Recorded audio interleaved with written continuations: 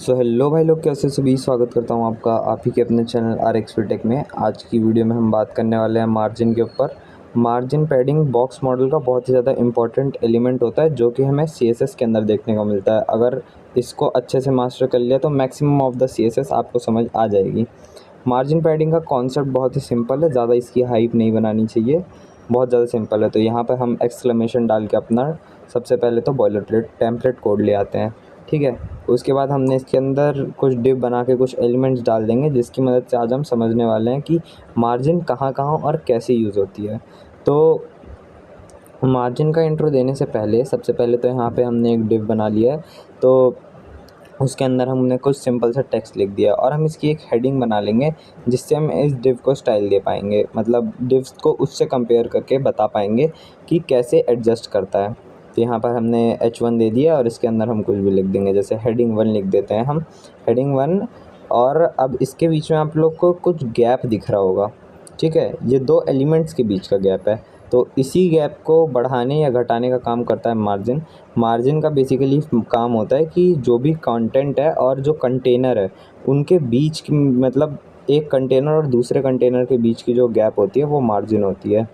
तो यहाँ पे सबसे पहले तो हम यूनिवर्सल सेलेक्टर लगा के मार्जिन 0 और पैडिंग 0 कर लेंगे, ताकि जो ब्राउज़र ने हमें पहले से बनी बनाई मार्जिन दी है हम उसे हटा दें और अपनी मार्जिन इंसर्ट कर सकें। तो यहाँ पे हेडिंग 1 और this is what we call margin, ऐसे कुछ टेक्स्ट लिख के आ गया है। तो सबसे पहले तो हम इसको कुछ स्टाइल देंगे, जैसे सबसे पहले तो हम डिव को सिलेक्ट करेंगे, उसके आसपास एक बॉक्स बना के देखते हैं। तो यहाँ पर मैंने डिव लिखा है और डिव लिख के हमने सबसे पहले सिलेक्टर लगा दिया है। ये यहाँ पर हमारा टैग सेलेक्टर लगा है। टैग सेलेक्टर के बाद हमने इसके अंदर एक एट्रीब्यूट लगाया बैकग्राउंड कलर, और इसके अंदर एक एक्वामरीन नाम का कलर दे दिया। बॉर्डर प्रॉपर्टीज़ में भी आपको पहले बता चुका हूँ, तो यहाँ पे मैं शॉर्ट हैंड प्रॉपर्टी का यूज़ करूँगा, बॉर्डर 2 पिक्सल सॉलिड ब्लैक। तो इसके आसपास एक पतला सा बॉर्डर बन के आ जाएगा। अब मैंने बॉर्डर और कलर इसलिए दिया ताकि जब भी मैं इसे मूव करूँ मार्जिन की मदद से, ये आपको बहुत ज़्यादा क्लियरली दिखे, ठीक है। तो नेक्स्ट हम काम कर सकते हैं अपनी मार्जिन के ऊपर। यहाँ पे हमने मार्जिन लिखा। अब मार्जिन जब भी हम लिखते हैं तो मार्जिन में हम बेसिकली 4 बार स्पेस दे के 4 अलग अलग वैल्यू दे सकते हैं। मान लीजिए मैंने अभी मार्जिन दिया, इसको 2 या 20 पिक्सल दे दिया। 20 पिक्सल से आप देखिएगा ये हर साइड से 20-20 पिक्सल मूव हो गया है।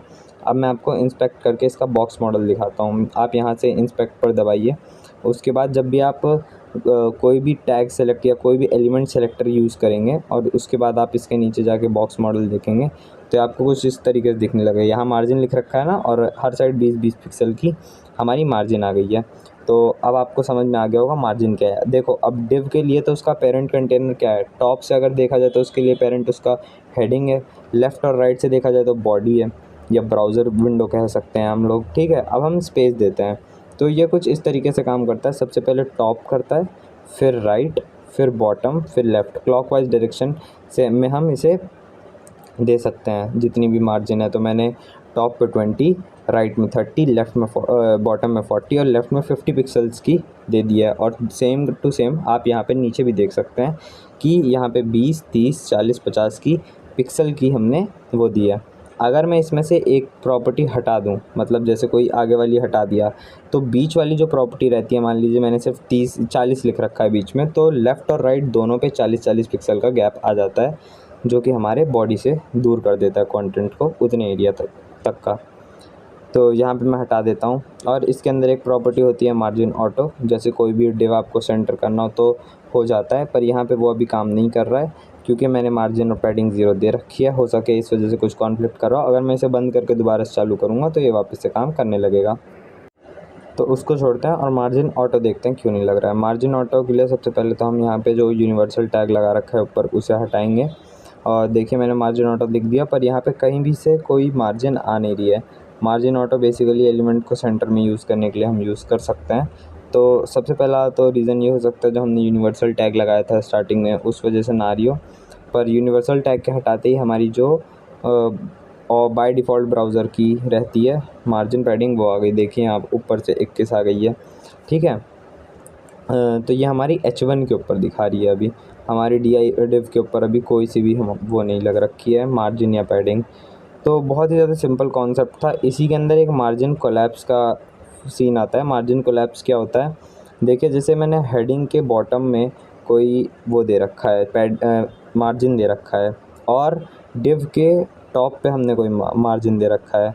तो जो सबसे बड़ा मार्जिन होता है उसको लेके उन दोनों के बीच का गैप डिसाइड किया जाता है, ना कि उन दोनों का सम कर सकते हो। मतलब जैसे H1 पे मैं यहाँ पे आपको मार्जिन फ्रॉम बॉटम लेके दिखाता हूँ। मैंने मान लीजिए इसके पे 50 पिक्सल की दे दी है, और डिव पे मार्जिन टॉप मैंने 20 पिक्सल की दे दी है।